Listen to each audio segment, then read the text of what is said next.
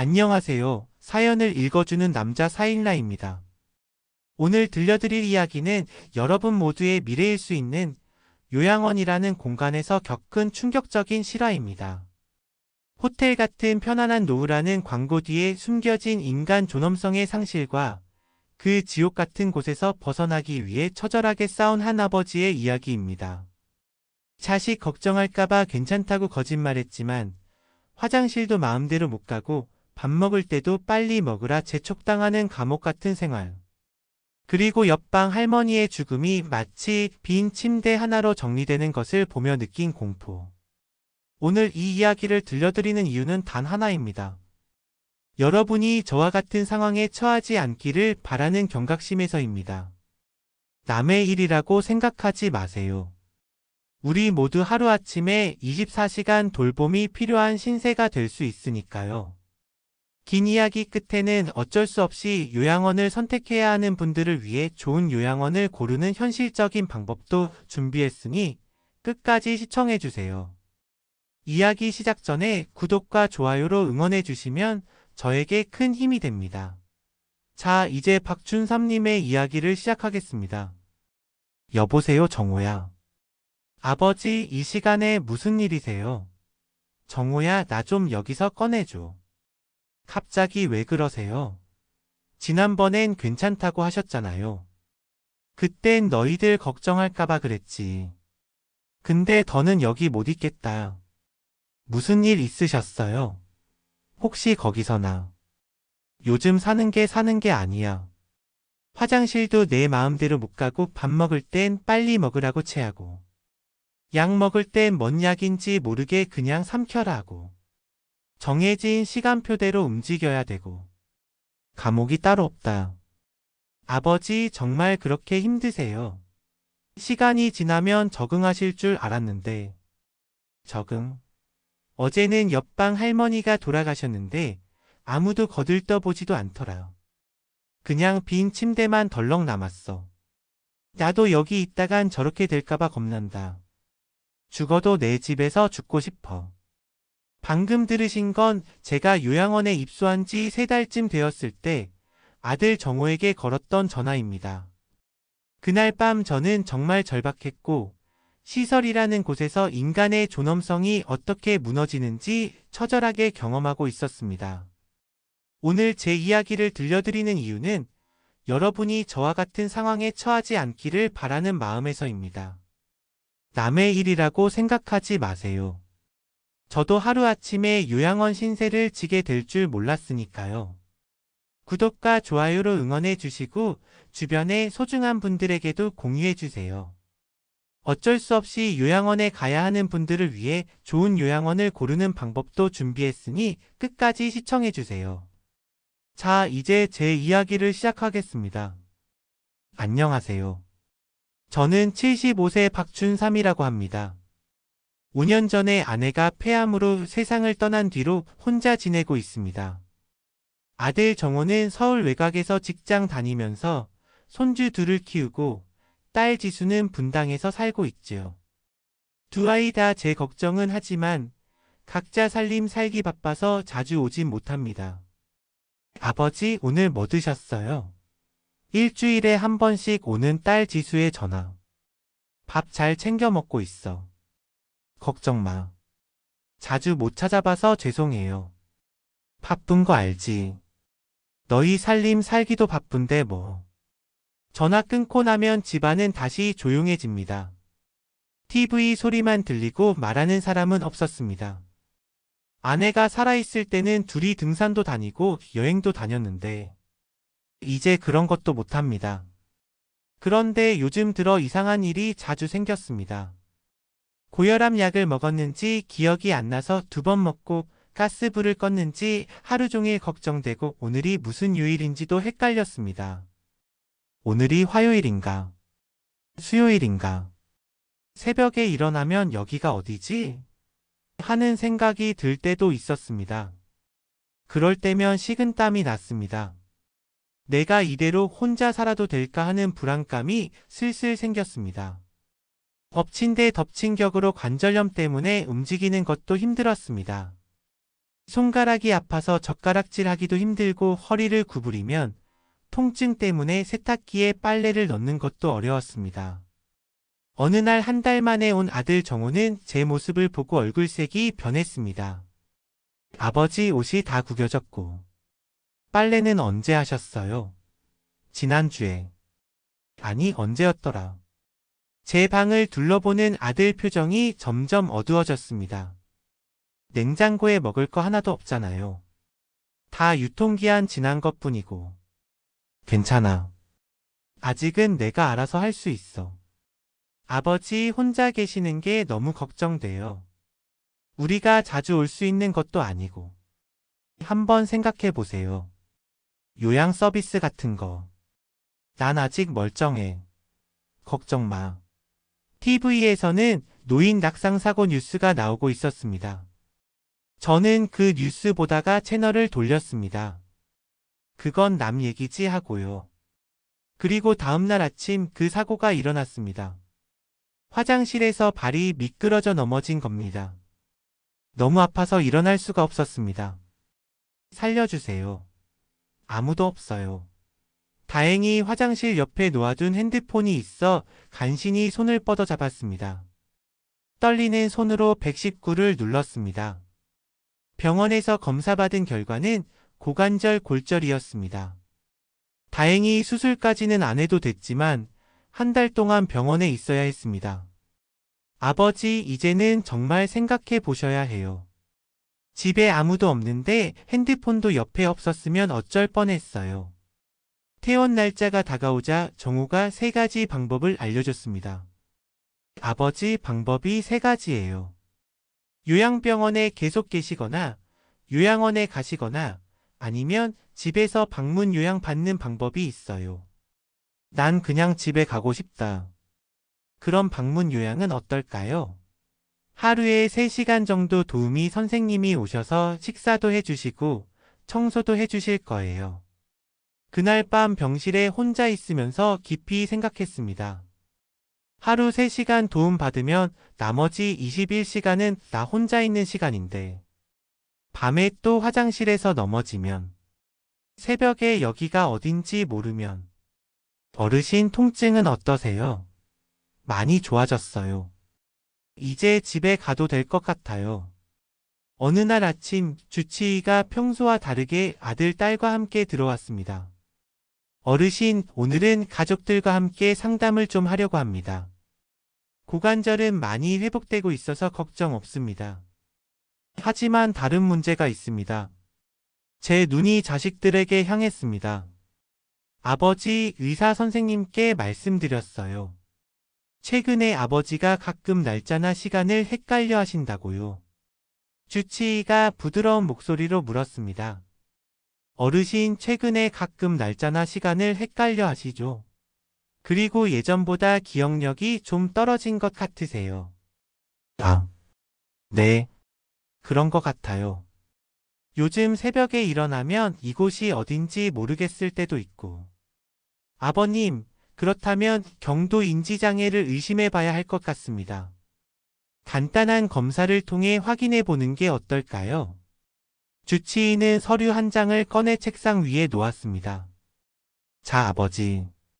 간단한 질문 몇 가지 드릴까요? 오늘은 무슨 요일인가요? 오늘은 월요일이네요. 맞습니다. 그럼 5년 전에 무슨 일이 있었는지 기억하시나요? 머릿속이 하얗게 비었습니다. 5년 전이면 아내가 아직 살아있을 때인데. 아, 그건 잘 모르겠어요. 그래요. 그럼 연도와 날짜를 맞추는 게 어렵다고 하셨죠? 네. 가끔 헷갈릴 때가 있어요. 특히 아침에 일어났을 때. 의사는 계속해서 간단한 질문들을 했습니다. 지금 계신 곳이 어디인지, 3가지 물건 이름을 기억하는지, 벡에서 거꾸로 세어보라는 문제도 냈습니다. 저는 몇 개는 맞추고 몇 개는 틀렸습니다. 검사 결과는 경도 인지장애로 판정되었습니다. 인지기능 저하가 있지만 아직은 비교적 경미한 상태입니다. 하지만 혼자 생활하시기에 위험할 수 있습니다. 아들이 물었습니다. 어떻게 해야 하나요, 선생님?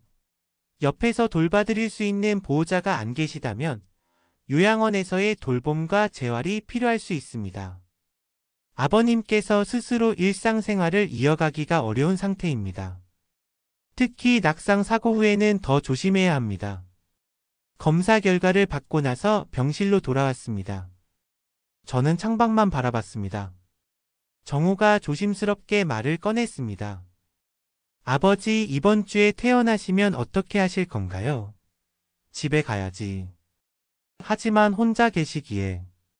방금 의사 선생님도 말씀하셨잖아요. 지수가 옆에서 말했습니다. 아버지, 장기 요양보험 등급 받으면 요양원 비용도 많이 지원받을 수 있어요. 국민건강보험공단에 신청하면 직원이 와서 조사하고 등급을 매겨준대요. 그게 뭐야? 어르신들 돌봄 서비스예요. 정부에서 지원해주는. 저는 한숨을 내쉬었습니다. 제 자식들이 저를 요양원에 보내려고 한다는 생각에 마음이 아팠습니다. 문이 열리고 간호사가 들어왔습니다. 박춘삼님, 재활치료실에서 기다리고 계세요. 네, 알겠습니다. 아들이 휠체어를 끌고 왔습니다. 아버지, 저희가 도울게요. 집에 가면 요양보호사가 와서 도와준다며? 그럼 요양원은 안 가도 되지 않을까요? 그건 하루 3시간만 와요, 아버지. 나머지 시간은 혼자 계셔야 해요. 그럼 병원에 더 있으면 되지 않을까요? 주치의가 지나가다 이 말을 듣고 멈춰 섰습니다. 어르신 급성기 치료는 이미 끝났습니다. 요양병원으로 전원하시거나 집으로 퇴원하셔야 합니다. 갈 곳이 없어지는 기분이었습니다. 재활치료사가 제 다리를 천천히 움직이며 운동을 도왔습니다. 어르신 잘하고 계세요. 이렇게 꾸준히 하시면 걸음걸이도 점점 좋아질 거예요. 선생님, 질문 하나 해도 될까요? 네, 말씀하세요. 경도. 그 뭐라고 하죠? 인지장애 그거 나아질 수 있나요? 치료사는 잠시 손을 멈추고 저를 바라봤습니다. 규칙적인 생활, 적절한 운동, 인지 활동 등으로 진행 속도를 늦출 수 있어요. 완전히 없어지진 않지만 잘 관리하면 거의 일상생활이 가능해요. 그럼 요양원에 가는 게 도움이 될까요? 24시간 관리받을 수 있어 안전하긴 해요. 하지만 모든 요양원이 다 좋은 건 아니니까 잘 알아보셔야 해요. 그 말을 듣는 순간 결심이 섰습니다. 병실로 돌아와 아들에게 말했습니다. 정호야, 내 장기 요양 등급 신청 한번 해보자. 아들의 얼굴에 안도의 표정이 스쳤습니다. 네, 아버지. 제가 내일 바로 신청할게요. 다음 날 정호는 국민건강보험공단에 전화를 걸었습니다. 네, 제 아버지 박춘삼이라고. 장기 요양보험 등급 신청하려고. 지금 병원에 계신데 곧 퇴원하시고. 정호는 여러 가지를 메모하다 전화를 끊었습니다. 아버지, 공단 직원이 일주일 내로 병원으로 방문해서 심사한대요. 일상생활 수행 능력이랑 인지 상태를 평가한다고 그래요. 뭘 물어보는데? 세수는 혼자 하시는지, 약은 제때 드시는지 같은 거요. 약속된 날 직원이 병원을 찾아왔습니다. 박춘삼 어르신 맞으신가요? 장기 요양보험 등급 판정을 위해 왔습니다. 네, 맞습니다. 몇 가지 질문 드릴게요.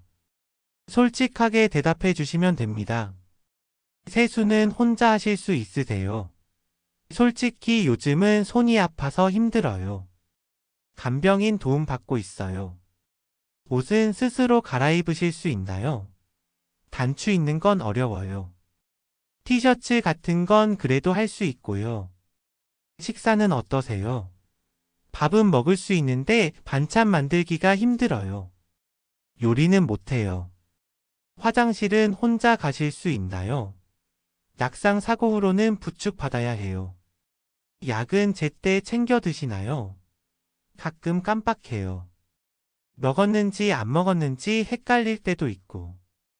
질문은 계속됐고 저는 솔직하게 대답했습니다. 직원은 꼼꼼하게 체크리스트를 작성했습니다. 어르신 검사 결과는 일주일 내로 나올 거예요. 자녀분께 연락드릴게요. 일주일 후 지수에게 전화가 왔습니다. 아버지, 장기 요양 2등급 나왔어요. 2등급이 뭐야? 혼자 생활하기 어려운 상태라는 거예요. 요양원 비용 많이 지원받을 수 있어요. 한 달에 120만 원 정도인데 85%는 보험에서 내주고 아버지는 35만 원만 내시면 돼요.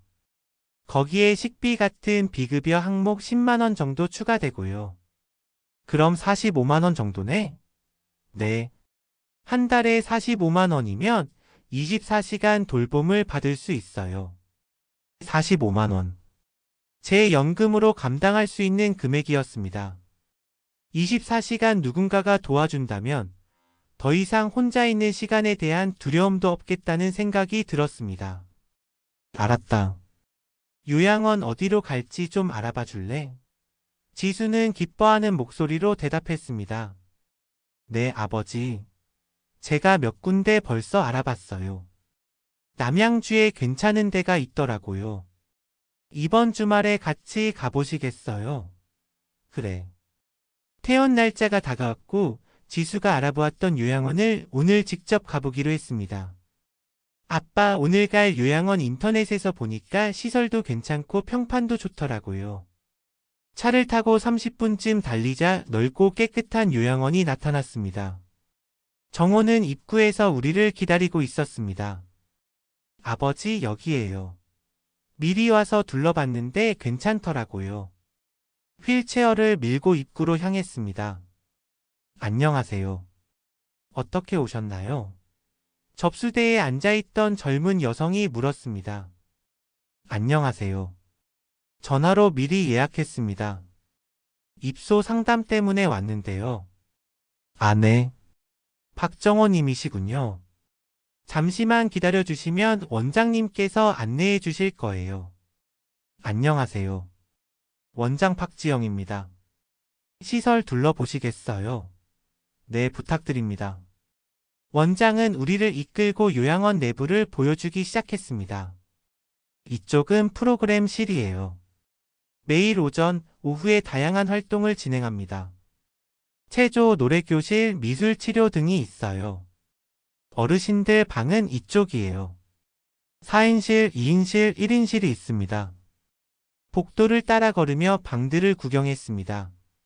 4인실에는 4개의 침대가 놓여 있었고 할머니 2분이 계셨습니다. 한 분은 눈을 감고 누워 계셨고 다른 한 분은 텔레비전을 보고 계셨습니다. 안녕하세요. 인사를 건넸지만 2분 다 아무런 반응이 없었습니다. 식당은 1층에 있어요. 하루 3끼 영양사가 직접 식단을 짜서 준비합니다. 식당은 꽤 넓었고 테이블마다 4명씩 앉을 수 있었습니다. 원장님은 계속해서 시설을 설명했지만 제 귀에는 들어오지 않았습니다. 저는 곳곳에 있는 어르신들의 모습을 관찰하고 있었습니다. 대부분 휠체어에 앉아 있거나 침대에 누워 계셨습니다. 모두 무표정했지만 재활실을 보여드릴게요. 재활실에는 간단한 운동기구들이 있었습니다. 한 어르신이 물리치료사와 함께 걷기 운동을 하고 계셨습니다. 내부를 둘러보고 원장실로 돌아와 상담을 시작했습니다. 박춘삼님은 장기 요양 2등급이시죠? 한 달 비용은 대략 120만 원 정도예요. 그중 85%는 보험에서 지원받으니 본인 부담금은 월 약 40만 원이고 식비와 간식비를 포함한 비급여 항목이 약 10만 원 추가됩니다. 입소는 언제부터 가능한가요? 방금 본 4인실이 다음 주부터 한 자리 비는데 괜찮으시면 그때 입소하실 수 있어요. 아버지 어떠세요? 마음에 드세요? 저는 잠시 망설였습니다. 시설은 깨끗했지만 어르신들의 표정이 마음에 걸렸습니다. 하지만 다른 선택지가 있나요? 집에 혼자 있는 것보다는 나을 테니까요. 그래.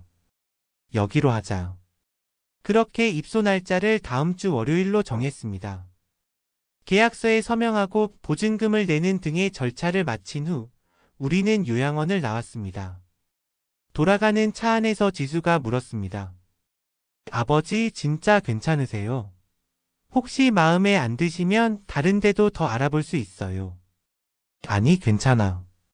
저기가 좋을 거다. 사실 마음속으로는 불안했습니다. 하지만 자식들이 더 걱정할까봐 괜찮다고 말했습니다. 입소 전날 지수가 짐을 싸는 것을 도와줬습니다. 아버지 옷은 편한 것으로 챙겼고 속옷도 넉넉히 넣었어요.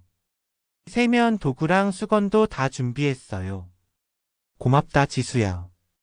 그리고 이건 제가 준비한 사진이에요.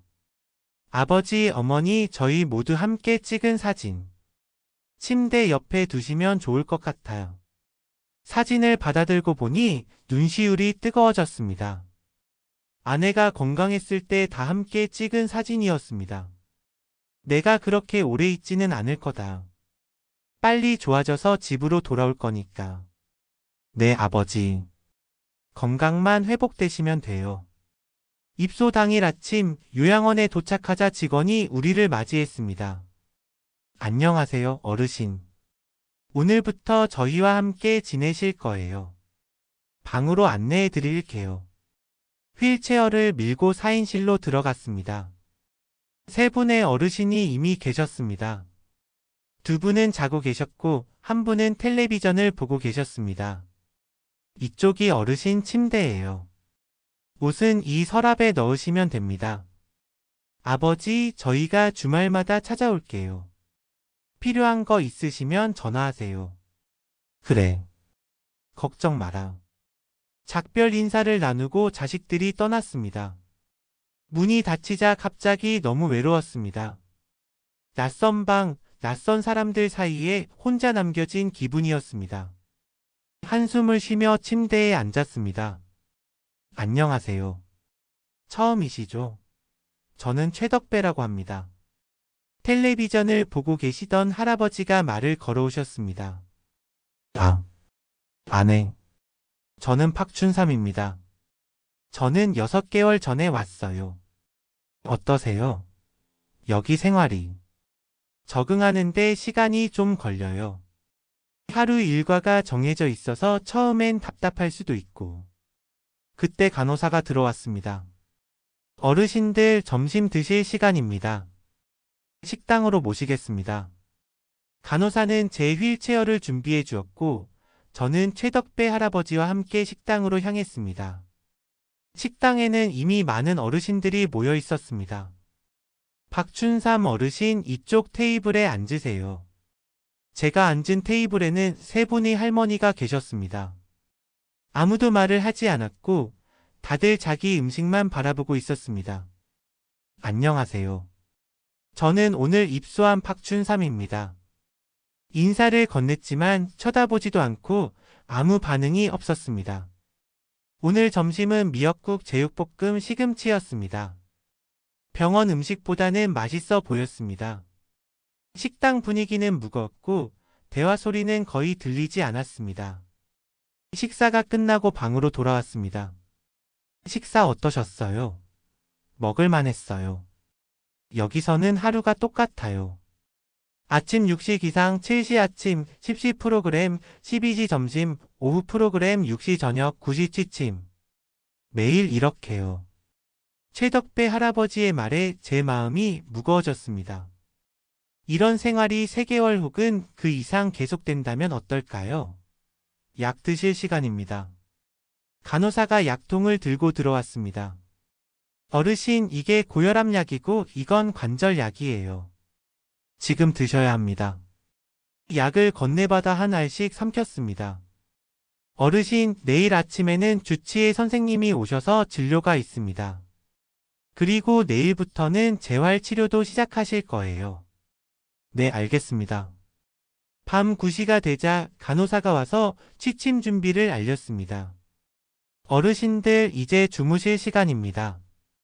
방불이 어두워지고 병실에는 세 분의 숨소리만 들렸습니다. 침대에 누워 천장을 바라보았습니다. 오늘 하루가 어떻게 지나갔는지도 모르게 흘러갔습니다. 이렇게 살아야 하는 건가 하는 생각이 들었습니다. 벌써 집이 그리웠고 내 방이 그리웠습니다.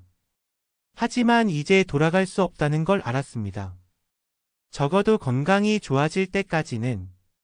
고개를 돌려 침대 옆 테이블에 놓인 가족 사진을 바라봤습니다. 아내와 자식들이 환하게 웃고 있는 모습이 그리웠습니다. 그래도 이곳에 있는 게 자식들한테 편한 거야. 그런 생각으로 자신을 위로하며 눈을 감았습니다.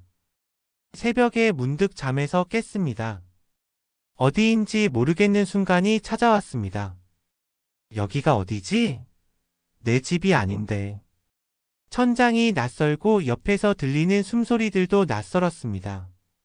그때 갑자기 기억이 났습니다. 아, 요양원이었지. 가슴이 먹먹해졌습니다. 이제 제 집이 아닌 이곳이 제 거처가 되었다는 현실이 실감났습니다.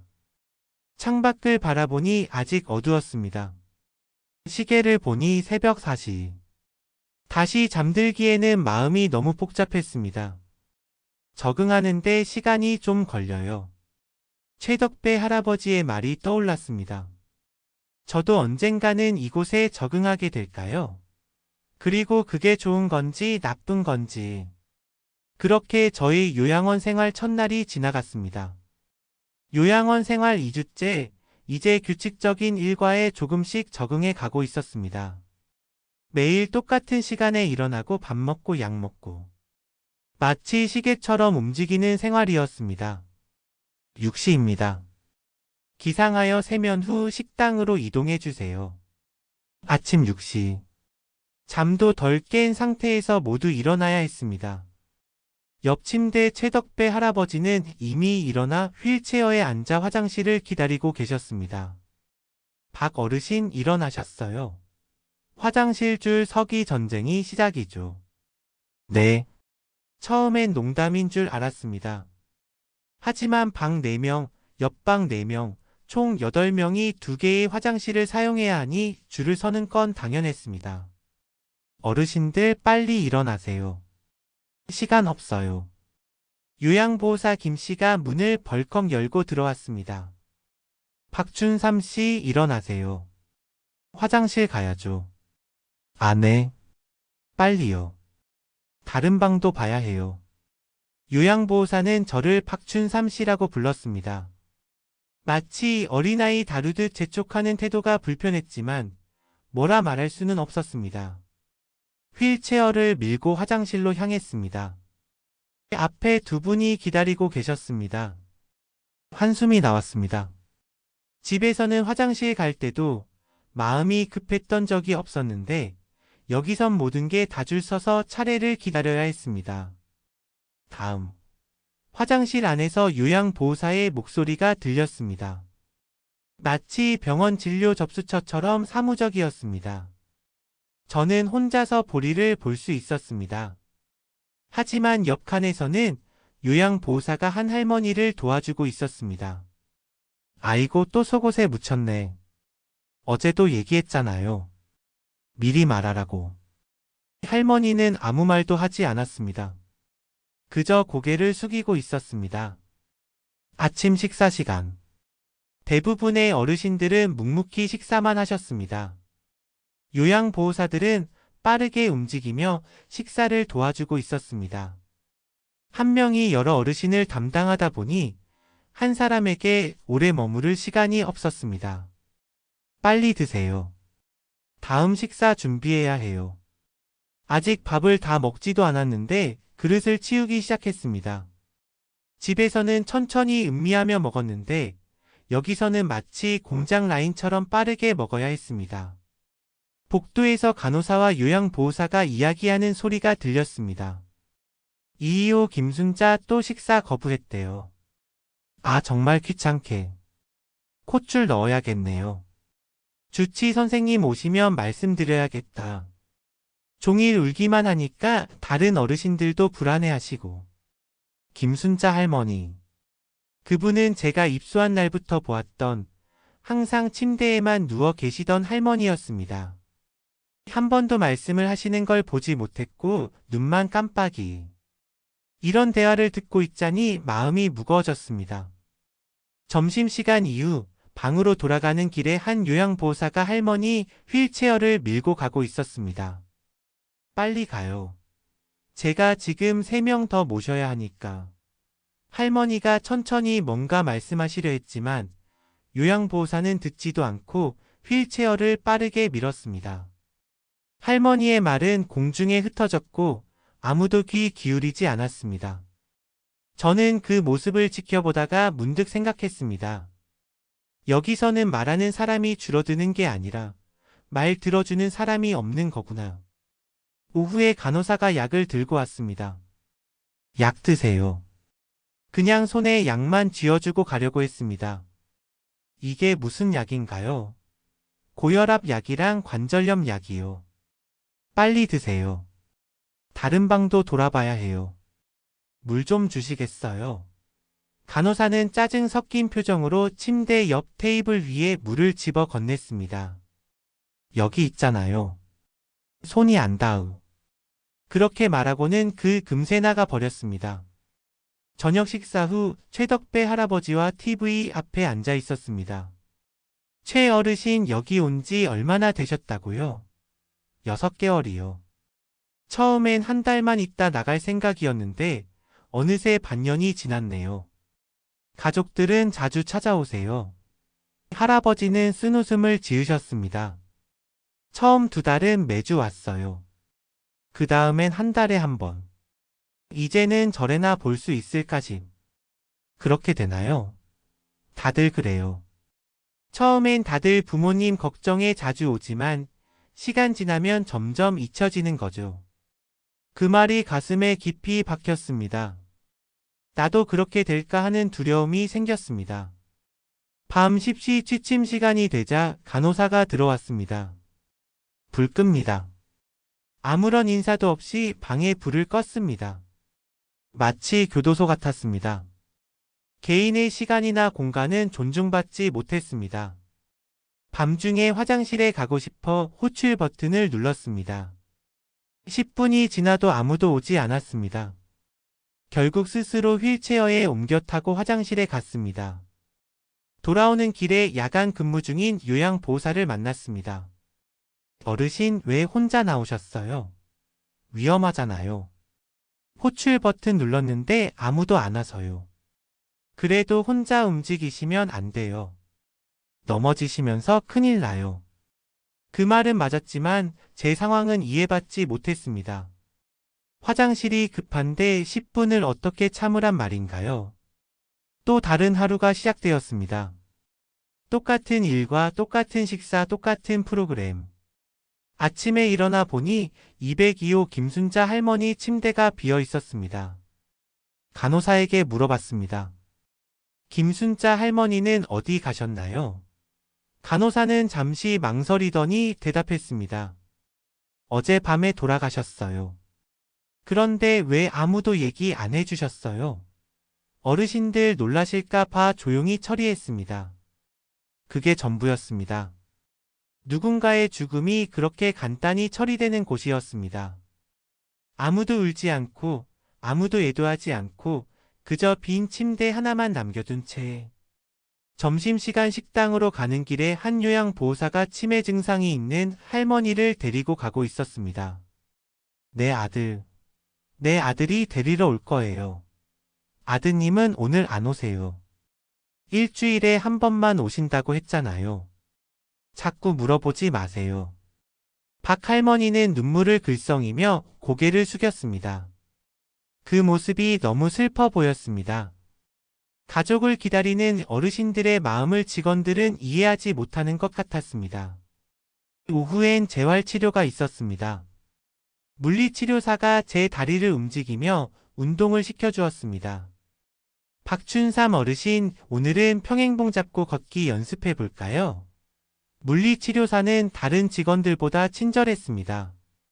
그래도 제 이름을 기억해주고 제 상태에 관심을 가져주었습니다. 네, 해보겠습니다. 입소하신 때보다 많이 좋아지셨어요. 걷기 연습 꾸준히 하시면 금방 회복되실 거예요.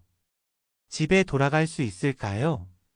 물리치료사는 잠시 망설이더니 말했습니다. 꾸준히 하시면 가능하실 거예요. 하지만 요양원에서 나가시려면 가족 동의가 필요해요. 그럼 나 혼자 결정할 수 없나요? 보통은 가족들이 모셔가시는 경우가 많아요. 혼자 사실 수 있다는 판단이 들면요. 가족들의 동의. 그런데 과연 자식들이 저를 데려갈까요? 그들 생활에 제가 얼마나 부담이 될지 생각하면 차마 말을 꺼낼 수가 없었습니다. 저녁 식사 시간. 오늘 메뉴는 잡곡밥, 미역국, 두부조림, 김치였습니다. 밥은 다소 딱딱했고 국은 너무 싱겁고 먹을만 했습니다. 옆자리 할머니가 젓가락질을 어려워하셨습니다. 손이 많이 떨리셨을 텐데. 요양보호사는 제 젓가락을 뺐다시피 하고는 할머니께 직접 먹여드렸습니다. 식사 후 휴게실에서 몇몇 어르신들과 함께 TV를 보고 있었습니다. 뉴스에서는 노인 복지 정책에 대해 이야기하고 있었습니다. 요양원 서비스 품질 향상을 위한 새로운 정책이 시행됩니다. 입소자 1인당 요양보호사 비율을 높이고. 뉴스를 보며 쓴웃음이 나왔습니다. 현실은 너무 달랐으니까요. 한 명의 요양보호사가 10명 이상의 어르신을 돌보는 상황에서 어떻게 개인적인 케어가 가능할까요? 어르신들 9시입니다. 방으로 돌아가 주세요. 방송이 나왔고 모두 자기 방으로 돌아가기 시작했습니다. 마치 군대처럼 시간에 맞춰 움직이는 생활. 자유란 없었습니다. 방에 돌아와 침대에 누웠습니다. 최덕배 할아버지는 이미 주무시고 계셨고 다른 두 분도 조용히 누워 계셨습니다. 창밖을 바라보니 별이 보였습니다. 요양원에 온 지 벌써 한 달이 다 되어가고 있었습니다. 이곳에서 보낸 시간이 길어질수록 자유에 대한 갈망이 커졌습니다. 새벽에 눈을 떴습니다. 시계를 보니 4시. 아직 기상시간까지 이 시간이 남았습니다. 문득 집이 그리워졌습니다. 내 방, 내 부엌, 내 화장실. 마음대로 움직일 수 있는 그 공간이 그리웠습니다. 이곳은 살아가는 곳이 아니라 버텨내는 곳이구나. 그런 생각이 들었습니다. 여기 계신 모든 어르신들이 그저 하루하루를 버티고 있는 것 같았습니다. 삶을 즐기거나 의미를 찾지 못한 채 그저 시간이 흘러가기를 기다리는 것처럼. 복도에서 야간 근무자의 발소리가 들렸습니다. 누군가 화장실에 가고 싶 호출 버튼을 눌렀습니다. 또요. 아까 갔잖아요. 간호조무사의 짜증 섞인 목소리가 들렸습니다. 밤중에 화장실에 자주 가는 것도 죄가 되는 곳이었습니다. 그때 문득 생각했습니다. 내가 여기서 나가지 않으면 나도 저렇게 될지도 모른다. 누군가의 도움 없이는 화장실도 못 가고 내 이름 대신 방 번호로 불리고 내 말은 귀 기울여 듣지 않는 곳. 여기서 나가야 해. 빨리. 저는 그렇게 마음을 먹었습니다. 하지만 나갈 방법은 쉽게 보이지 않았습니다. 우선 걸을 수 있어야 했고 가족들을 설득해야 했습니다. 그리고 무엇보다 혼자서도 살 수 있다는 것을 증명해야 했습니다. 그날부터 저는 재활에 더 열심히 집중했습니다. 물리치료사의 지도 아래 매일 조금씩 더 걷는 연습을 했습니다. 스스로 일어서서 화장실 가기, 스스로 옷 입기, 스스로 밥 먹기. 모든 일상 활동을 혼자 하려고 노력했습니다. 요양원에서의 삶은 여전히 고단했지만 이제 저에겐 목표가 생겼습니다. 이곳을 벗어나 다시 내 삶을 찾는 것. 그것만이 제가 인간으로서 존엄을 지킬 수 있는 유일한 방법이었습니다. 요양원 생활 2달째가 되었습니다. 요양보호사들의 얼굴도 익숙해지고 일과도 익숙해졌습니다. 하지만 익숙해진다는 건 편해졌다는 뜻이 아니었습니다. 그저 불편함에 무뎌졌을 뿐이었습니다. 이제 저는 지팡이를 짚고 복도를 걸을 수 있게 되었습니다. 주말에 정호가 면회를 왔습니다. 입소 초기에는 매주 왔지만 요즘은 2주에 한 번 정도 왔습니다. 아버지, 요양원 생활은 어떠세요? 괜찮아. 다들 친절하게 잘해줘. 사실이 아니었지만 자식들이 걱정할까봐 그렇게 말했습니다. 그래요. 다행이네요. 처음엔 적응 못하실까봐 걱정했는데, 아들아네.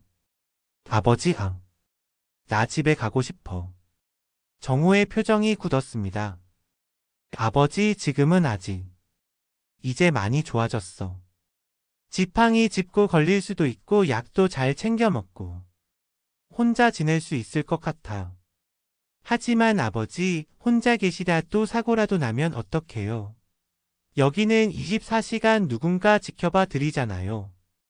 지켜본다기보다는 그냥 시간표에 맞춰 움직이는 거야. 내가 어떤지, 뭘 원하는지는 아무도 물어보지 않아. 생각해 볼게요, 아버지. 지수랑 상의해보고. 그날 이후 저는 더욱 열심히 재활에 임했습니다. 물리치료 시간 외에도 혼자서 방에서 복도에서 걷는 연습을 했습니다. 다리 근력 운동도 했습니다. 같은 방에 최덕배 할아버지가 물었습니다. 왜 그렇게 열심히 운동하세요? 여기서 나가기 위해서요. 나가면 어디로 가실 건데요? 집으로. 네, 집으로. 최덕배 할아버지는 쓴웃음을 지으셨습니다. 저도 처음엔 그랬어요. 어서 나가자, 어서 나가자. 근데 시간이 지나면 포기하게 돼요. 세상에 내 자리는 없더라고요. 저는 포기 안 할 겁니다. 제 자리는 여기가 아니에요. 운동뿐만 아니라 식사도 신경 썼습니다. 병원 음식이 맛있진 않았지만 몸을 위해 꾹꾹 씹어 먹었습니다. 물도 많이 마시고 간식으로 나오는 과일도 꼭 먹었습니다. 어느 날 주치가 정기 진료를 왔습니다. 2달 만에 만나는 주치의는 제 차트를 한참 동안 생각하더니 말했습니다. 신체적으로는 많이 회복되었어요. 하지만 경도 인지장애 증상은 어떠세요? 아직도 날짜나 시간이 혼동될 때가 있나요? 가끔 있긴 해요. 하지만 예전보다 훨씬 나아졌어요. 달력이랑 시계만 있으면 괜찮아요. 혼자 약 챙겨 드실 수 있으세요? 네. 약통에 요일별로 정리해두면 됩니다. 의사는 고개를 끄덕였습니다. 요양원에서 퇴소하셔도 방문 요양 서비스 등을 받으면서 집에서 지내셔도 괜찮을 것 같아요. 희망이 생겼습니다. 의사도 제 상태가 좋아졌다고 인정했으니 자식들도 설득할 수 있을 것 같았습니다. 다음 주말 지수가 면회를 왔습니다. 저는 미리 준비한 말을 꺼냈습니다. 지수야, 아빠 이제 집에 가고 싶어. 아버지, 의사 선생님이 내 상태가 많이 좋아졌다고 했어. 제가 요양 서비스 받으면서 집에서 지낼 수 있대. 지수는 한숨을 쉬었습니다. 아버지, 오빠랑도 계속 얘기했는데 솔직히 걱정돼요. 집에서 넘어지시면 어떡해요? 지팡이 있잖아. 그리고 내가 조심할게. 인지장애는 약 잘못 드시거나 가스불을 켜놓고 잊으시면 요양보호사가 매일 와서 확인해주면 되잖아. 여기보다 훨씬 나을 거야. 지수는 잠시 생각에 잠겼습니다. 아버지가 정말 원하신다면 오빠랑 다시 상의해 볼게요. 그렇게 일주일이 더 지났습니다. 여전히 요양원의 규칙적인 생활 속에서 저는 하루하루 더 강해지려고 노력했습니다. 혼자서도 샤워를 할 수 있게 되었고 화장실도 스스로 다녔습니다. 어느 날 저녁 주간 보호사가 제게 다가왔습니다. 박춘삼 어르신, 따님이랑 아드님이 원장님하고 상담하신대요. 가슴이 두근거렸습니다. 드디어 퇴소 이야기가 나오는 걸까요? 다음 날 정우와 지수가 함께 왔습니다. 아버지, 원장님하고 상담했어요. 그래, 뭐래? 아버지 상태가 많이 좋아지셨네요. 집에서 지내실 수 있을 정도로요. 제 얼굴에 웃음이 번졌습니다. 그러니까 아버지 뜻대로 퇴소하는 걸로 했어요. 얼마나 기뻤는지 모릅니다. 드디어 이 답답한 기계 같은 곳에서 벗어날 수 있다는 생각에 눈물이 날 것 같았습니다. 대신 조건이 있어요. 아버지 요양 서비스는 계속 받으셔야 해요.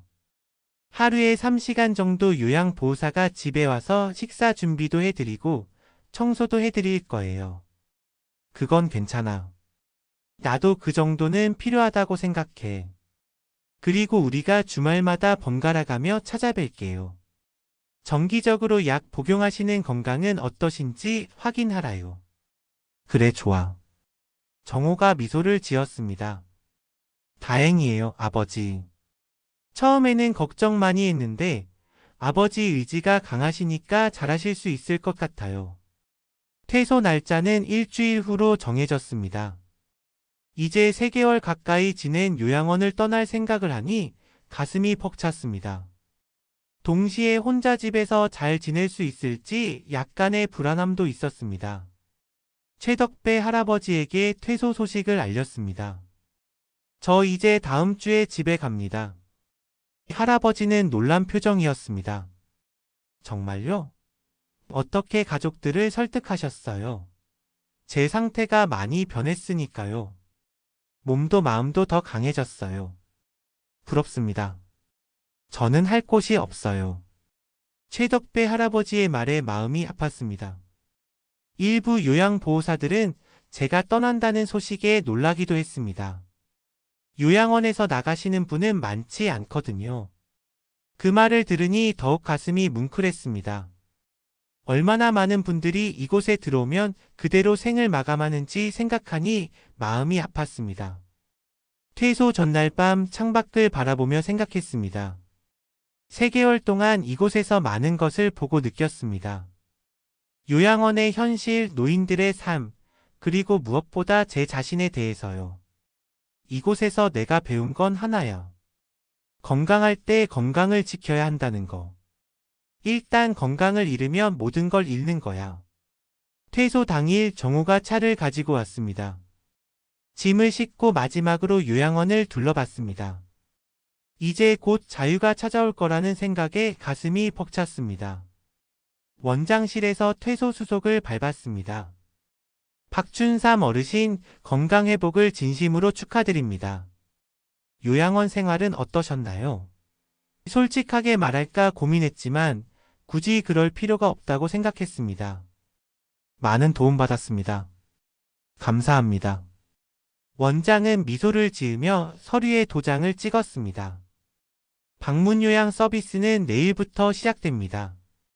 담당 요양보호사가 오전 10시에 방문할 거예요. 네, 알겠습니다. 마지막으로 같은 방을 쓰던 어르신들과 인사를 나눴습니다. 최덕배 할아버지는 제 손을 꼭 잡았습니다. 건강하게 지내세요. 자유를 소중히 여기세요. 할아버지도 건강하세요. 곧 좋아지실 거예요. 건물을 나서는 순간 그동안 느끼지 못했던 바람을 맞으며 깊게 숨을 들이마셨습니다. 3개월 만에 느끼는 자유의 바람이었습니다. 아버지, 이제 집으로 가요. 정우의 차에 올라타며 창밖을 바라봤습니다. 요양원 창문에서 최덕배 할아버지가 손을 흔들고 있었습니다. 저도 손을 흔들며 작별 인사를 했습니다. 집으로 가는 길 마음속으로 다짐했습니다. 다시는 요양원에 가지 않을 거야. 건강관리 철저히 해 스스로 설 수 있을 때까지. 그렇게 저희 요양원 생활 3개월이 끝나고 새로운 시작을 맞이했습니다. 집에 돌아온 지 1달이 지났습니다. 아버지, 필요한 건 다 준비해 놨어요. 냉장고에 음식도 채워 넣었고 약도 요일별로 정리해뒀어요. 지수는 집안을 정리하며 이것저것 챙겨주었습니다. 자식들이 마련해준 스마트폰에는 비상 연락망이 저장되어 있었고 목에는 응급 호출 버튼도 걸어. 고마워, 지수야. 이제 아빠가 잘할 수 있을 거야. 첫날 밤 내 침대에 누워 천장을 바라봤습니다. 요양원과 달리 시끄러운 방송도 다른 사람의 숨소리도 없었습니다. 다음날 오전 약속대로 요양보호사가 찾아왔습니다. 젊은 여성이었는데 이수민이라고 했습니다. 안녕하세요. 박춘삼 어르신. 앞으로 매일 오전 10시부터 오후 1시까지입니다. 반갑습니다. 어르신 건강 상태는 어떠세요? 요양원에서 잘 지내셨다고 들었는데요. 네, 이제 많이 좋아졌어요. 지팡이 짚고 걸을 수 있고 집안일도 조금씩 할 수 있어요. 수민 씨는 부드러운 미소로 말했습니다. 그래도 무리하지 마세요. 제가 있는 동안은 집안일, 식사 준비, 목욕 도움 등 필요한 걸 도와드릴게요. 요양원과 달리 수민 씨는 제 이름을 존중해 불러주었고 제 의견을 물어봐 주었습니다. 일방적으로 시키는 게 아니라 함께 상의하며 하루 일과를 계획했습니다. 오늘은 뭘 드시고 싶으세요? 오랜만에 된장찌개 먹고 싶네요. 알겠습니다. 된장찌개에 밑반찬도 몇 가지 준비해 드릴게요. 수민 씨는 부엌에서 요리를 하는 동안 저는 거실에서 신문을 읽었습니다. 내 시간을 내 마음대로 쓸 수 있다는 게 얼마나 행복한 일인지 새삼 깨달았습니다. 식사를 마친 후 수민 씨는 집 청소를 해주고 내일 먹을 반찬도 미리 준비해 주었습니다. 떠나기 전 약 복용 체크리스트를 확인했습니다. 어르신, 오후 약은 4시에 드시고 저녁 약은 8시에 드세요. 약통에 다 정리해 놨어요. 혹시 어지러움이나 불편함 있으시면 바로 연락 주세요. 네, 고맙습니다. 수민 씨가 떠난 후 혼자 있는 시간이 시작됐습니다. 사실 처음에는 조금 불안했습니다. 요양원에서는 늘 누군가 주변에 있었으니까요. 하지만 그 불안함보다 자유로움이 더 컸습니다. 날씨가 좋아 집 앞 공원을 산책하기로 했습니다. 지팡이를 짚고 천천히 걸었습니다. 요양원에서는 허락 없이 밖에 나갈 수 없었는데 이제는 내 마음대로 움직일 수 있다는 게 너무 좋았습니다.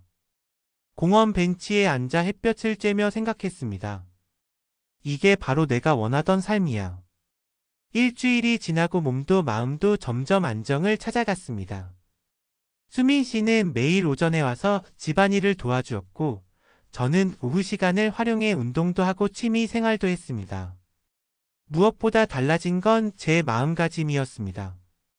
요양원에서의 3개월은 저에게 인생의 교훈을 가르쳐 주었습니다. 건강의 소중함, 자유의 가치, 그리고 스스로 일상을 관리하는 능력의 중요성을. 매일 아침 일어나면 제일 먼저 달력을 보며 오늘이 며칠인지 확인했습니다. 그리고 메모장에 오늘 할 일을 적었습니다. 약 복용 시간, 운동 시간, 식사 시간 등을 규칙적으로 지켰습니다. 아버지, 혼자 잘 지내세요? 주말에 찾아온 정호에게 자신 있게 대답했습니다. 응, 잘 지내고 있어. 수민 씨가 많이 도와줘서 나도 규칙적으로 생활하고 있어. 정말 달라지셨어요. 요양원 가기 전보다 더 건강해 보이세요. 그래. 운동도 열심히 하고 있어. 매일 공원 2바퀴씩 돌고 아침에는 스트레칭도 해. 정호는 안심한 표정이었습니다. 처음에는 걱정이 많았지만 이제는 제가 혼자서도 잘 지낼 수 있다는 것을 믿게 된 것 같았습니다. 가장 기뻤던 건 경도 인지장애 증상이 조금 나아진다는 걸 느끼는 일이었습니다. 규칙적인 생활, 두뇌 활동, 적절한 운동 덕분인지 전보다 기억력이 좋아졌습니다. 물론 완전히 좋아진 건 아니지만 일상생활에 큰 지장 없을 정도였습니다. 수민 씨는 인지 훈련을 위한 활동도 함께 해주었습니다. 퍼즐 맞추기, 단어 게임, 신문 읽고 내용 요약하기 등이요. 어르신 정말 빠르게 발전하고 계세요. 처음 뵐 때보다 말씀도 더 또렷해지셨어요. 그래요. 나도 머릿속이 맑아진 느낌이에요. 요양원에 있을 때는 너무 획일화된 생활 때문인지 생각하는 힘이 줄어든 것 같았거든요. 어느 날 지수가 스마트폰 사용법을 가르쳐 주었습니다. 손자, 손녀와 영상통화도 할 수 있었습니다. 할아버지 건강해 보여요. 손녀의 말에 가슴이 따뜻해졌습니다. 요양원에 있을 때는 만날 기회도 별로 없었는데 이제는 영상으로라도 자주 볼 수 있게 되었습니다. 식사도 달라졌습니다. 요양원에서는 짜거나 싱겁거나 극과 극이었는데 이제는 내 입맛에 맞는 음식을 먹을 수 있었습니다. 수민 씨가 준비해주는 반찬도 맛있었고 주말에는 자식들이 음식을 사오기도 했습니다. 퇴소 후 2달째 주치의를 만나러 병원에 갔습니다. 건강검진을 받고 경도 인지장애 상태도 확인했습니다. 박준삼 어르신 상태가 정말 좋아지셨네요. 요양원에 있을 때보다 활력이 느껴져요. 네, 제가 더 열심히 관리하고 있습니다. 그게 보여요. 인지 기능도 안정적이고 신체 상태도 양호하십니다. 요양원에서 나오신 게 정말 잘한 선택이었다는 생각이 들었습니다. 집에 돌아온 지 3개월이 지났습니다. 지팡이 없이도 짧은 거리는 걸을 수 있게 되었고 웬만한 집안일도 혼자 할 수 있었습니다. 수민 씨는 여전히 매일 와서 도움을 주었지만 예전처럼 모든 걸 해주는 게 아니라 저와 함께하는 방식으로 바뀌었습니다. 어르신, 오늘은 함께 김치찌개 만들어 볼까요? 제가 재료 손질할 테니 어르신이 양념 넣어주세요. 이렇게 함께하는 시간이 늘어날수록 제 자신감도 커졌습니다. 요양원에서의 경험은 저에게 많은 것을 가르쳐 주었습니다. 건강을 잃으면 자유도 존엄성도 함께 잃을 수 있다는 것. 그리고 한번 잃은 건강을 되찾는 건 정말 어렵다는 것도요. 오늘도 공원을 산책하며 다른 어르신들을 만났습니다. 벤치에 앉아 대화를 나누는데 한 할머니가 요양원 이야기를 꺼냈습니다. 내 친구가 요양원에 들어갔는데 거기가 좋대요. 시설도 좋고. 저는 잠시 망설이다 제 경험을 이야기해 주었습니다. 저도 요양원에 3개월 있었어요. 솔직히 말씀드리면 시설이 좋다고 다 좋은 건 아니에요. 여러분 절대 요양원에 가지 마세요. 할머니들이 궁금한 표정으로 제 말에 귀를 기울였습니다. 요양원에서는 시간표대로 움직여야 하고 내 의견은 묻지 않아요. 이름 대신 방 번호로 불리고 밥도 제대로 못 먹어요. 식사 시간에 맞춰서 빨리빨리 먹어야 하거든요. 정말요?